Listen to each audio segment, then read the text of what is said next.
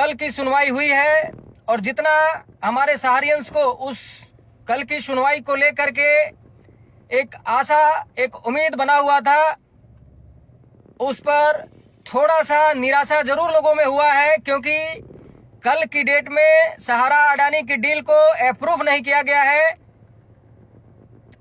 आगे 4 हफ्तों के लिए बढ़ा दिया गया है, जिसकी वजह से लोगों में निराशा है।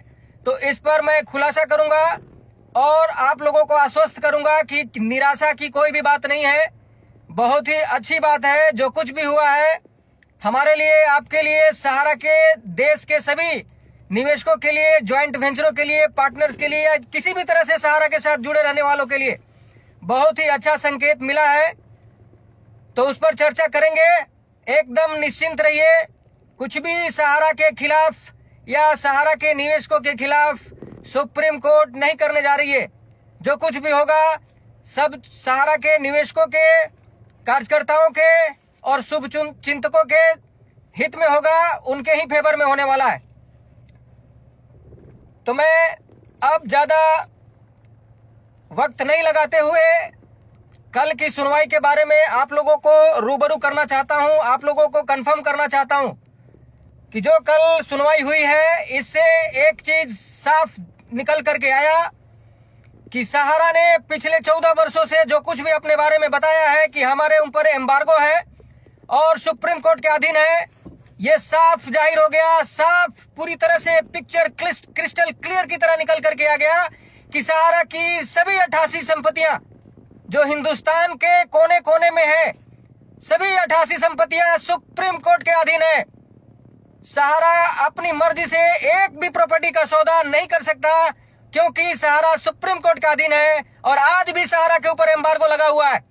जो पूरे देश भर में सहारा के खिलाफ एक परसेप्शन क्रिएट करके आंदोलन किया गया, वो भी गैर कानूनी साबित हो गया, क्योंकि जिस संस्था के ऊपर सुप्रीम कोर्ट का पूरा कंट्रोल हो, सुप्रीम कोर्ट के अधीन हो, 1 रुपए भी सहारा कहीं से भी जनरेट नहीं कर सकता हो, ऐसी संस्था के ऊपर, ऐसी संस्था को बदनाम करके, आरोप लगा करके उसके खिलाफ आंदोलन करना गैर कानूनी, और ये गैर कानूनी कल साबित हो गया है, क्योंकि सहारा पूरी तरह से सुप्रीम कोर्ट के अधीन है।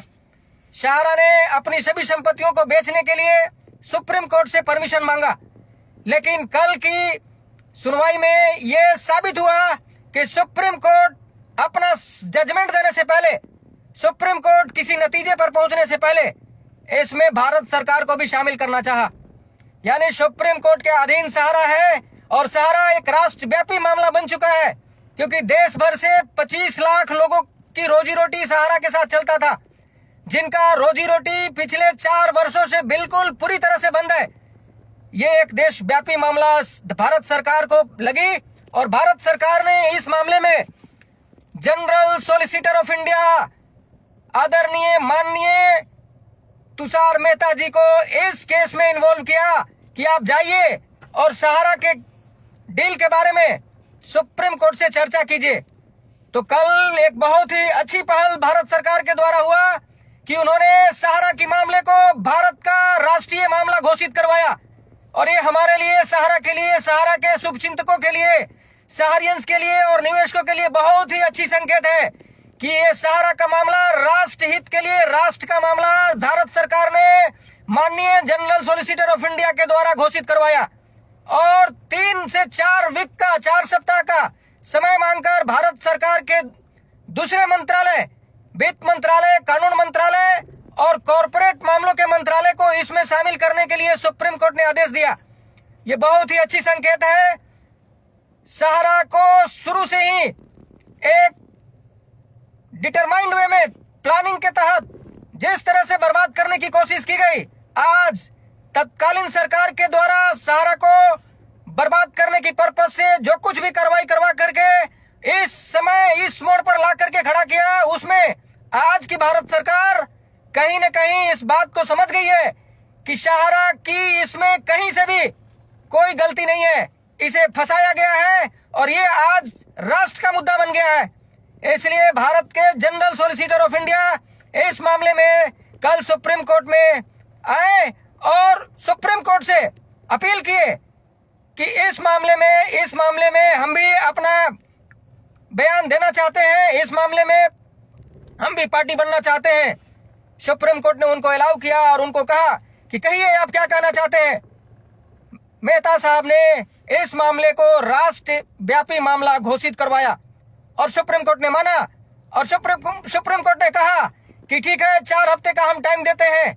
4 हफ्ते में भारत सरकार इस मामले को जितना ज्यादा सहारा की वैल्यूएशन हो सके, जितना ज्यादा लोगों को इस मामले में सहारा को राहत मिल सके वैसा कीजिए। इसलिए सभी सहारियन से अनुरोध है कि आप लोग कल की सुनवाई को देखते हुए जो निराश हो गए थे, निराश होने की जरूरत नहीं है। बहुत ही अच्छी संकेत है, सहारा को राष्ट्रव्यापी मामला घोषित करवा दिया गया है। ये हमारे लिए गर्व की बात है। आजाद हिंदुस्तान के इतिहास में किसी भी प्राइवेट संस्था को राष्ट्रव्यापी मामला आज तक किसी ने घोषित नहीं किया था। ये हमारे लिए गर्व की बात है और इतिहास में ये दर्ज हो चुका है कि सहारा का मामला राष्ट्र का मामला है और इसको भारत सरकार को भी इसमें शामिल करना चाहिए। और भारत सरकार आने वाले जो भी सुप्रीम कोर्ट द्वारा डेट सुनिश्चित किया जाएगा उसमें शामिल कर लिया जाएगा। इसलिए सहारा के मामले को जो बहुत ही हल्के में लेकर के आंदोलन कर रहे थे, अब वो भी सतर्क हो जाए, क्योंकि ये सहारा के मामले में आंदोलन गैर कानूनी साबित हुआ है और बहुत जल्द कार्रवाई इन आंदोलनकारियों के ऊपर होने जा रहा है। जो आज पूरे हिंदुस्तान में सहारा के डील को लेकर के अफवाह फैलाए गए हैं, उस पर भी मैं कहना चाहता हूं कि हमारा डील बंद लिफाफे में था।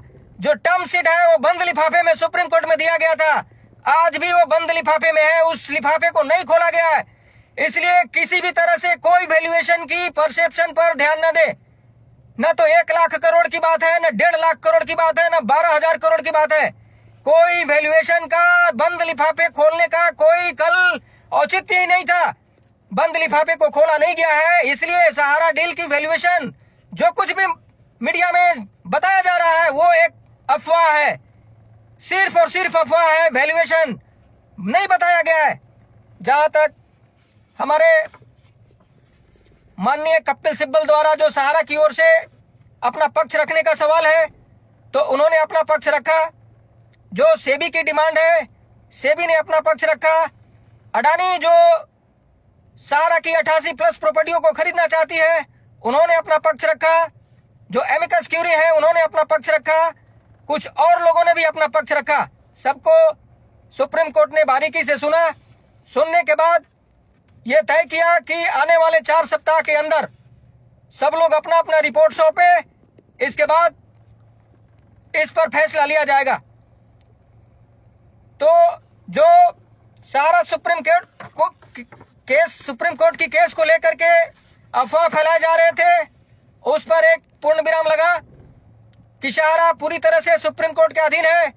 लोगों को चिल्लाने दीजिए, लोगों को परसेप्शन बनाने दीजिए, आंदोलन करने दीजिए, संस्था बनाने दीजिए। सब के सब गैर कानूनी साबित होने वाले हैं, क्योंकि सुप्रीम कोर्ट के अधीन है सहारा। कपिल सिब्बल के द्वारा आज की परिस्थिति के बारे में सुप्रीम कोर्ट को, चीफ जस्टिस ऑफ इंडिया को सहारा की मैनेजमेंट, चेयरमैन और उनके फैमिली के बारे में बताया गया और कहा गया कि जो कुछ भी ईडी के द्वारा कार्रवाई की गई है, ईओडब्ल्यू के द्वारा कार्रवाई की गई है, या ऑल ओवर इंडिया में जो प्रॉपर्टी सेल हो गई है, सेल करने की बात की गई है कि सेल कर दिया गया, लेकिन सुप्रीम कोर्ट या सेबी को नहीं बताया गया, वो मैनेजमेंट के द्वारा किया गया नहीं है। यानी कि सहारा की मैनेजमेंट ने किसी भी तरह की कोई भी प्रॉपर्टी अपनी मर्जी से सेल नहीं किया है। और अगर कहीं भी इस तरह से हुआ है तो ये इन्वेस्टिगेशन का मामला है, इसे इन्वेस्टिगेट किया जाए। तो एक बात तय हो गई कि जो ईओडब्ल्यू ने आरोप लगाया या जो ईडी ने आरोप लगाया है, ये सब के सब आरोप बेबुनियाद साबित हो जाएंगे।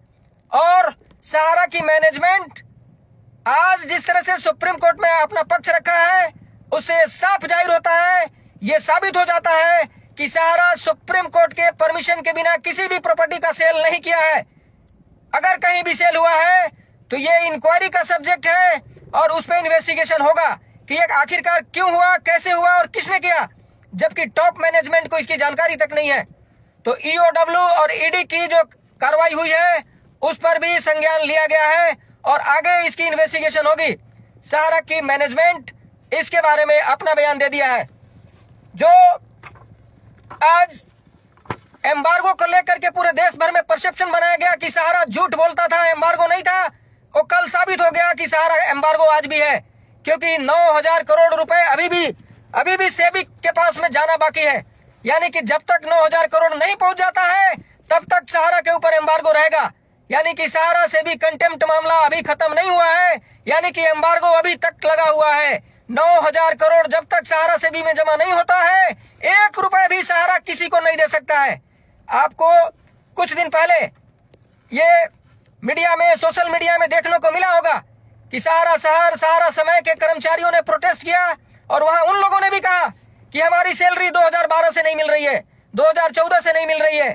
यानी कि सहारा के ऊपर एम्बार्गो था। सहारा ने एक एक पैसा जो भी कहीं भी डील किया वो सेबी को दिया, लेकिन सैलरी देने के लिए, हमारे लिए, आपके लिए नहीं था, इसीलिए नहीं दिया। यानी कि ये साबित होता है कि सहारा आज भी सही है, सहारा कहीं से भी गलत नहीं है, सहारा की मैनेजमेंट कुछ भी गलत नहीं किया है।